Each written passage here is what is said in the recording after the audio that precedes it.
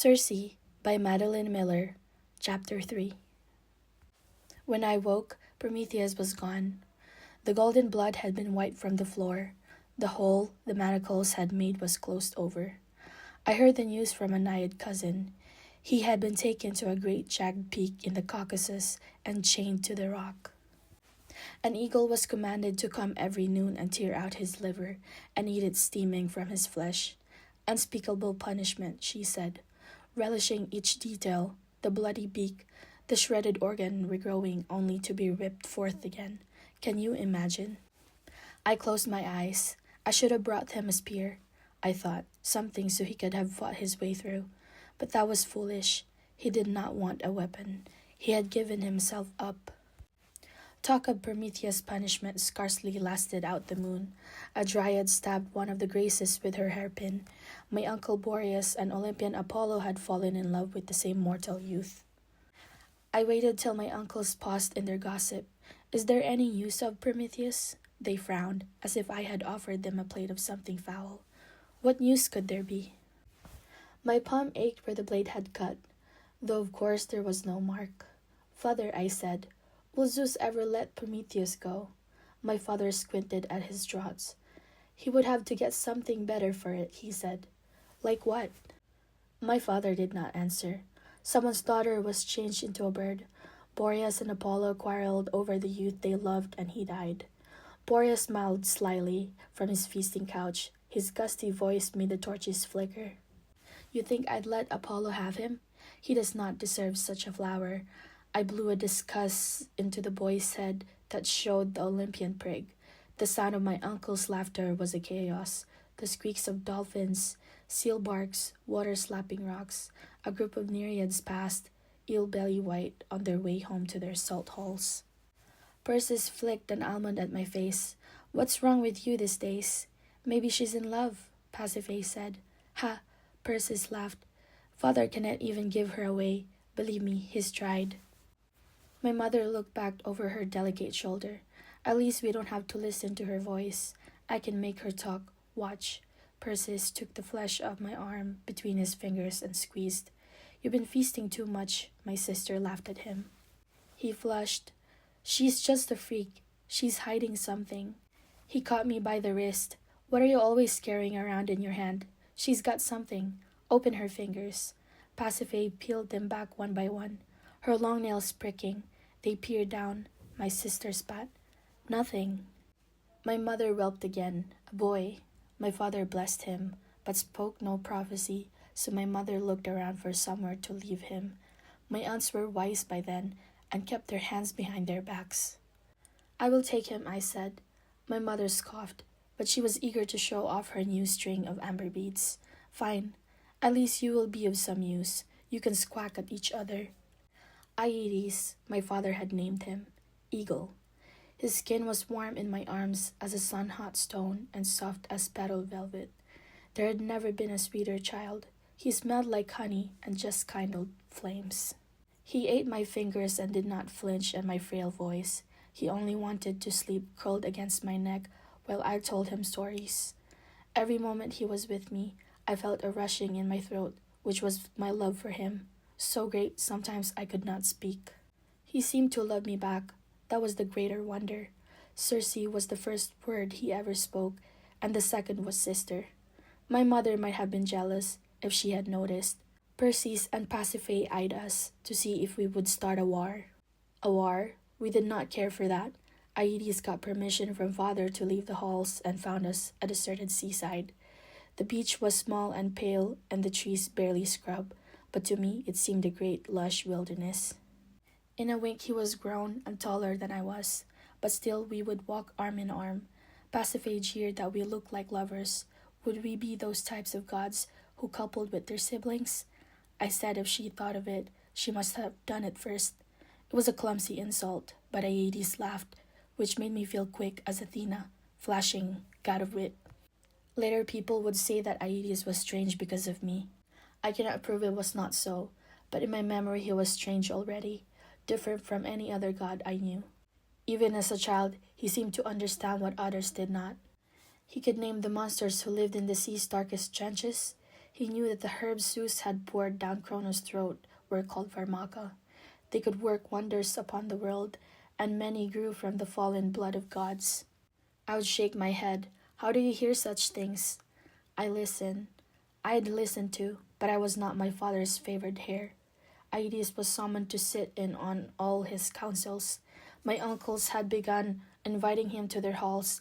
I waited in my room for him to come back so we could go together to that deserted shore and sit on the rocks, the sea spray at our feet. I would lean my cheek upon his shoulder, and he would ask me questions that I had never thought of and could barely understand. Like, how does your divinity feel? What do you mean? I said. Here, he said. Let me tell you how mine feels. Like a column of water that pours ceaselessly over itself and is clear down to its rocks. Now you. I tried answers, like breezes on a crag, like a gull screaming from its nest. He shook his head. No, you are only saying those things because of what I said. What does it really feel like? Close your eyes and think. I closed my eyes. If I had been a mortal, I would have heard the beating of my heart. But gods have sluggish veins, and the truth is, what I heard was nothing. Yet I hated to disappoint him. I pressed my hand to my chest, and after a little, it did seem that I felt something. A shell, I said. Uh-huh, he shook his fingers in the air. A shell like a clam or like a conch? A conch. And what is it in that shell? A snail? Nothing, I said. Air. Those are not the same, he said. Nothing is empty void, while air is what fills all else. It is breath and life and spirit, the words we speak. My brother, the philosopher, do you know how many gods are such? Only one other that I had met. The blue sky arced above us, but I was in that old dark hall again, with its manacles and blood. I have a secret, I said. Aedes lifted his brows, amused. He thought it was a joke. I had never known anything he did not. It was before you were born, I said. Aedes did not look at me while I told him about Prometheus. His mind worked best, he always said, without distractions. His eyes were fixed on the horizon. They were sharp as the eagle he was named for, and could pry into all the cracks of things, like water pricking at a leaky hull. When I was finished, he was silent a long time. At last he said, Prometheus was a god of prophecy. He would have known he would be punished and how, yet he did it anyway. I had not thought of that. How even as Prometheus took up the flame for mankind, he would have known he was walking towards the eagle and that desolate eternal crag. Well enough, he had answered, when I had asked how he would be. Who else knows this? No one. You are sure? His voice had an urgency to it I was not used to. You did not tell anyone? No, I said. Who else is there? Who would have believed me? True, he nodded once. You must tell no one else. You should not talk about it again, even with me. Your lucky father did not find out. You think he would be so angry? Prometheus is his cousin. He snorted. We are all cousins, including the Olympians. You would make father look like a fool who cannot control his offspring. He would throw you to the crows. I felt my stomach clench with dread, and my brother laughed at the look on my face. Exactly, he said. And for what? Prometheus is punished anyway. Let me give you some advice. Next time you're going to defy the gods, do it for a better reason. I'd hate to see my sister turned to cinders for nothing. Pasiphae was contracted in marriage. She had been angling for it a long time, sitting in my father's lap and purring of how she longed to bear a good lord children. My brother Perseus had been enlisted to help her, lifting goblets to toast her nobility at every meal. Minos, my father said from his feasting couch, a son of Zeus and king of Crete. A mortal? My mother sat up. You said it would be a god. I said he would be an eternal son of Zeus, and so he is. Perseus sneered. Prophecy talk. Does he die or not? A flash in the room searing as the fire's heart. Enough. Minos will rule all the other mortal souls in the afterlife. His name will go on through the centuries. It is done. My brother dared say no more, nor my mother. Aedes caught my eye, and I heard his words as if he spoke them. See? Not a good enough reason. I expected my sister to weep over her demotion, but when I looked, she was smiling. What that meant, I could not say. My mind was following a different thread. A flush had spread over my skin. If Minos were there, so would his family be, his court, his advisors, his vassals and astronomers, his cupbearers, his servants and underservants, all those creatures Prometheus had given his eternity for, mortals. On the wedding day, my father carried us across the sea in his golden chariot. The feast was to be held on Crete, in Minos' great place at Knossos. The walls were new plastered and every surface hung with bright flowers. The tapestries glowed with richest saffron. Not only Titans would attend. Minos was the son of Zeus, and all the boot-licking Olympians would also come to pay their homage. The long colonnades filled up quickly with gods in their glory, clattering their adornments, laughing, casting glances to see who else had been invited. The thickest knot was around my father, immortals of every sort pressing in to congratulate him on his brilliant alliance. My uncles were especially pleased. Zeus was unlikely to move against us as long as the marriage held. From her bridal days, Pasiphae glowed lush as ripe fruit. Her skin was gold, and her hair the color of sun on polished bronze. Around her crowded 100 eager nymphs, each more desperate than the last to tell her how beautiful she looked. I stood back out of the crush. Titans passed before me.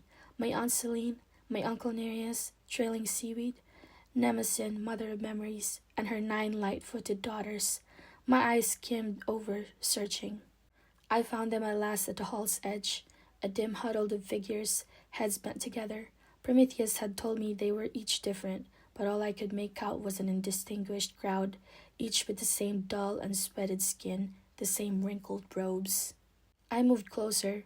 Their hair hung lank, their flesh drooped soft off their bones. I tried to imagine going up to them, touching my hand to that dying skin. The thought sent a shiver through me. I had heard by then the stories whispered among my cousins of what they might do to nymphs they caught alone. The rapes and ravishments, the abuses. I found it hard to believe. They looked weak as mushroom gills. They kept their faces carefully down, away from all those divinities. Mortals had their own stories, after all, of what happened to those who mixed with gods. An ill-timed glance, a footsit in an imperpetuous spot, such things could bring down death and woe upon their families for a dozen generations. It was like a great chain of fear, I thought. Zeus at the top of my father just behind, then Zeus' siblings and children's, then my uncles, and on down through all the ranks of river gods and brine lords, and furies, and winds and graces, until it came to the bottom, where we sat, nymphs and mortals both, each eyeing the other. Aedes' hand closed on my arm. Not much to look at, are they? Come on, I found the Olympians. I followed my blood beating within me. I had never seen one before. Those deities who ruled from their celestial thrones. Aedes drew me to the window overlooking a sun-dazzled courtyard, and there they were, Apollo, lord of the lyre and the gleaming bow, his twin moonlit Artemis, the pitiless Hunches, Phaestus, blacksmith of the gods, who had made the chains that held Prometheus still, brooding Poseidon, whose trident commands the waves, and Demeter, lady of bounty, whose harvests nourish all the world. I stared at them, gliding sleek in their power. The very air seemed to give way where they walked. "Do you see Athena?" I whispered. I'd always liked the stories of her great-eyed warrior, goddess of wisdom, whose mind was swifter than the lightning bolt. But she was not there. Perhaps, Aedes said, she was too proud to rub shoulders with earthbound titans. Perhaps she was too wise to offer compliments as one among a crowd. Or perhaps she was there after all, but concealed even from the eyes of other divinities. She was one of the most powerful of the Olympians. She could do such a thing, and so observe the currents of power, and listen to our secrets. My neck turned to goose flesh at the thought. Do you think she listens to us even now? Don't be foolish. She is here for the great gods. Look, Minos comes. Minos, king of Crete, son of Zeus, an immortal woman, a demigod, his kind were called, mortal themselves but blessed by their divine parentage. He towered over his advisors, his hair thick as matted brush and his chest broad as the deck of a ship. His eyes reminded me of my father's obsidian halls, shining darkly beneath his golden crown. Yet when he placed his hand on my sister's delicate arm, suddenly he looked like a tree in winter, bare and shriveled small. He knew it, I think, and glowered, which made my sister glitter all the more. She would be happy here, I thought, or preeminent, which was the same to her. There, Aedes said, leaning close to my ear. Look, he was pointing to a mortal, a man I had not noticed before, not quite so huddled as the rest. He was young, his head shaved clean in the Egyptian style. The skin of his face fitted comfortably into its lines. I liked him. His clear eyes were not smoked with wine like everybody else's. Of course you like him, Aedes said. It is Daedalus. He is one of the wonders of the mortal world, a craftsman almost equal to a god. When I am my own king, I will collect such glories around me too. Oh, and when will you be king? Soon, he said. Father is giving me a kingdom. I thought he was joking. And may I live there? No, he said. It is mine. You will have to get your own. His arm was through mine as it ever was. Yet suddenly all was different, his voice swinging free, as if we were two creatures tied to separate cords instead of to each other. When? I croaked. After this, Father plans to take me straight. He said it as if it were no more than a point of minor interest. I felt like I was turning to stone. I clung to him. How could you not tell me? I began. You cannot leave me. What will I do? You do not know what it was like before. He drew my arms back from his neck. There is no need for such a scene. You knew this would come. I cannot rot all my life underground, with nothing of my own. What of me? I wanted to ask. Shall I rot? But he had turned away to speak to one of my uncles, and as soon as the wedded pair was in their bedchamber, he stepped onto my father's chariot. In a whirl of gold, he was gone. Persis left a few days later. No one was surprised. Those halls of my father were empty for him without my sister. He said he was going east to live among the Persians. Their name is like mine, he said, fatuously. And I hear they raise creatures called demons. I would like to see one. My father frowned. He had taken against Perseus ever since he had mocked him over Minos. Why should they have demons more than us? Perseus did not bother to answer. He would go through the ways of water. He did not need my father to ferry him. At least I will not have to hear that voice of yours anymore, was the last thing he said to me. In a handful of days, all my life had been unwound. I was a child again, waiting while my father drove his chariot, while my mother lounged by Oceano's riverbanks. I lay in our empty halls, my throat scraping with loneliness, and when I could not bear it any longer, I fled to Aedes and my old deserted shore. There I found the stones Aedes' fingers had touched. I walked the sand his feet had turned. Of course he could not stay. He was the divine son of Helios, bright and shining, true-voiced and clever, with hopes of a throne.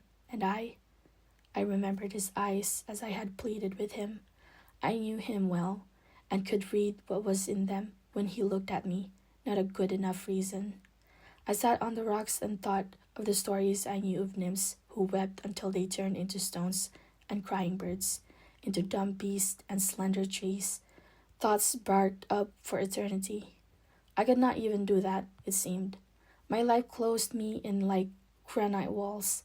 I should have spoken to those mortals, I thought. I could have begged among them for a husband. I was a daughter of Helios. Surely one of those ragged men would have had me. Anything would be better than this. That is when I saw the boat.